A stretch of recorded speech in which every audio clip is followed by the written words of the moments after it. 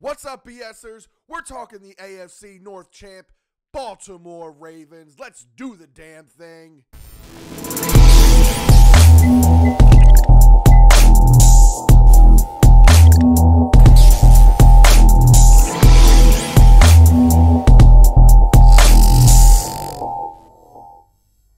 Woo! Baltimore! Baltimore! We did it. AFC North Division champs. Woo! What's up, BSers? It's Fred from Birdland BS here with another video. We're talking AFC North champs. We did it, y'all. They did it. Y'all showed up today, man. Y'all showed up for real. The stadium wasn't completely packed, but when they needed us the most, that stadium was loud, lit, like I am right now, lit. Man, this was a game, a day full of just craziness, just bonkerness, if that's even a word. I don't even know at this point.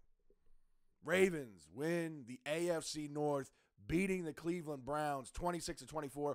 I apologize for my voice. I don't apologize. Screw that. I earned this voice. I made sure I was loud and proud today. Ravens flock. Like I said, man, that place, when they needed us the most, it was loud. Loud. And that plays a part. But let's talk a little bit about this game.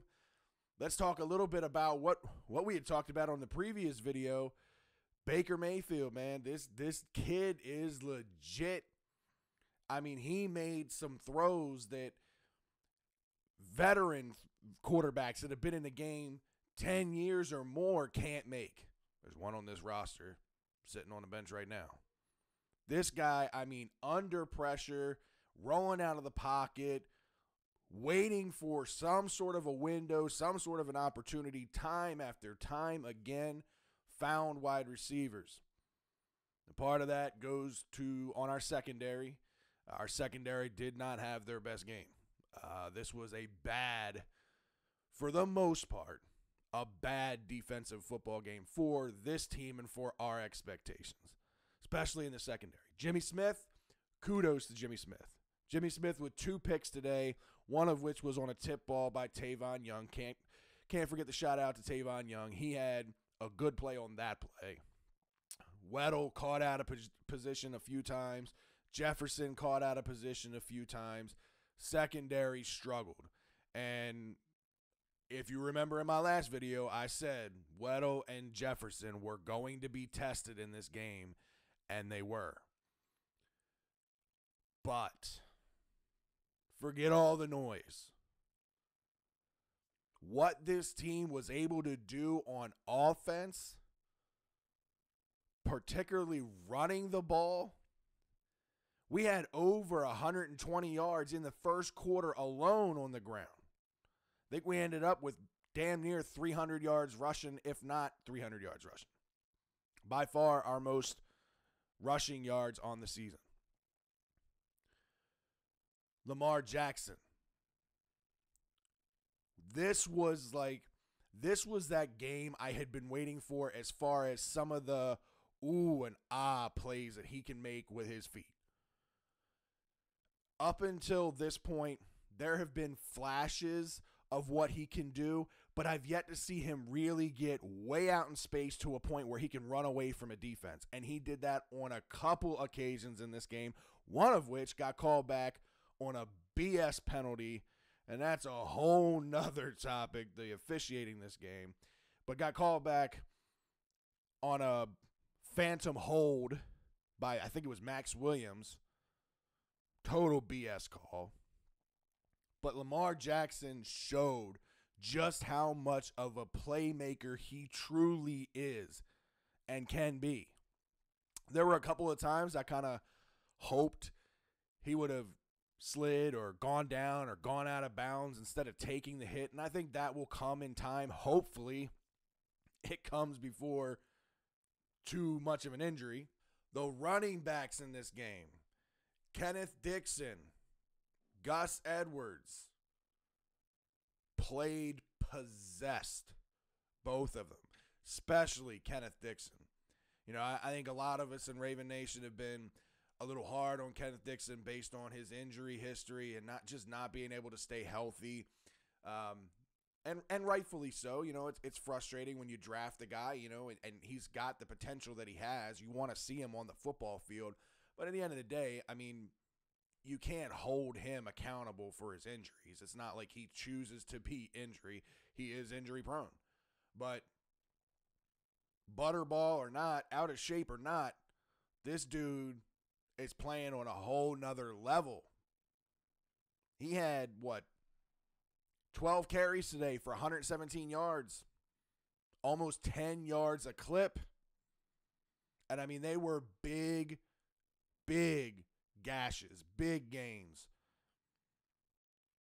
This is, again, a team that has now transitioned to this whole run-first offense.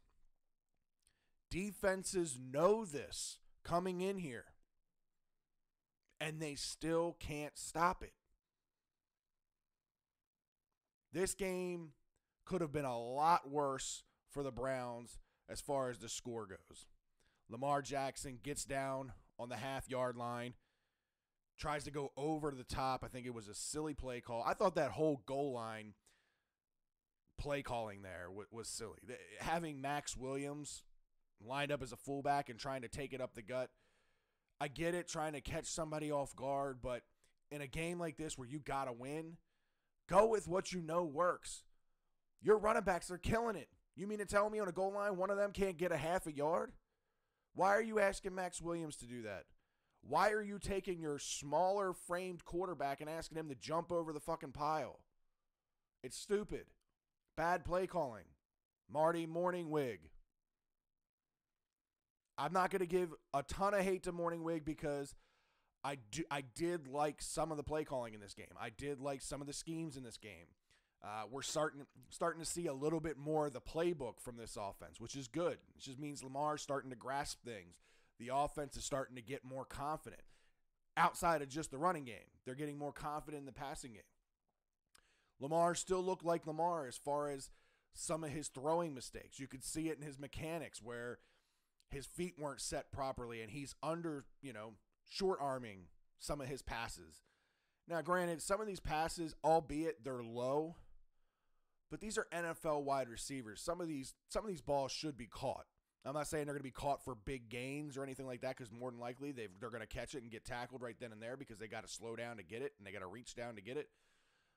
But we're continuing to see dropped passes, which has hit this team like the plague over the past couple years. But we were able to overcome all of that. Again, we could have put this game really out of reach with that goal line situation right before the end of the first half. And yeah, I mean, it kind of took the air out of the stadium too. The crowd, again, was as loud as I've ever heard them this year. Really in the past couple years. And it deflated the stadium. And when you got the defense who typically gets the crowd more pumped up just because of some of the plays and some of the stops that they make on the defense, they're getting gashed the way that they were. It takes a mentally strong quarterback and a mentally strong team to be able to fight forward through all that. And this team was able to do that. I'm not going to lie. I held my breath that entire fourth quarter. I was on pins and needles. I thought, here we go again. I'm sure just like 90% of the stadium felt today. But you know what? None of that past stuff matters now. This is 2018. Well, I guess depending upon when you watch it, it might be 2019. This is a new team. This is a new era of Ravens football. This ain't the same old Ravens. Now, what Weddle said earlier in the year. Well, it's not. It's not anymore. We go into the first week of the playoffs next Sunday with a rematch against the Chargers, this time at home, this time with the fan support. 2 more weeks of preparation with this offense. I like our chances.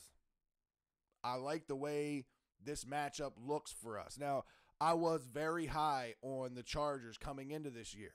So this is by no means going to be an easy football game at all. You think Phillip Rivers isn't going to come in here pissed off after the way the Ravens beat them at home? Oh, yeah. This is going to be a battle. And there's going to be another game that the Ravens got to limit the turnovers, and the defense needs to get back to playing great football. Every team has a lapse, and this team had a defensive lapse today. But you know what? It didn't cost the team. The team won the game. They did what they needed to do. They came up with a big, big turnover on 4th down to end the game against Cleveland. Interception by none other than C.J. Mosley, which in a post-game comment, he said that he recognized like some of the hate that he gets on social media about how he stinks in coverage, which doesn't make a whole lot of sense because C.J. Mosley wasn't in coverage on that play. He was just in the right place at the right time, got his hand up, and made a hell of a play. So, whatever. Nonetheless, C.J. Mosley made a big play when it mattered the most. And, man, that place went bonkers. Bonkers. Man, I am excited. I'm so happy to have spent playoff money on playoff tickets. Like, it's the most excited I've been to spend money in a long time. So, do me a favor, hit that thumbs up, hit the subscribe button, and drop your comments down below. Let me know, what do you guys think of this game? What do you guys think of the matchup against the Chargers? Let me know what your predictions are. Drop a comment. Put hashtag AFC North Champs if you watch this entire video. Appreciate you guys. We'll see you on the next one. See ya.